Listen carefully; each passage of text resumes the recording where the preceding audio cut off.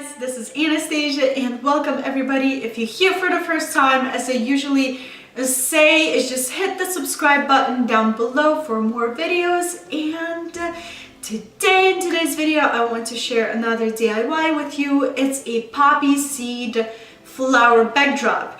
If you want to see what's going on and how I did it, just stay tuned and let's get to it.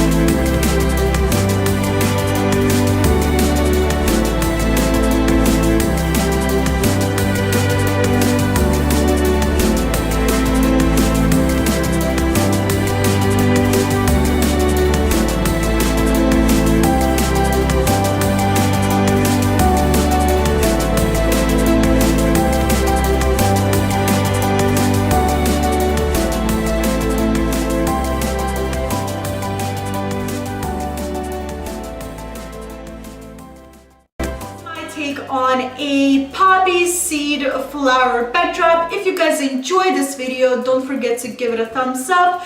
Also, if you have any questions or ideas for future videos, just comment down below and I'll see you all back in my next video. Bye bye.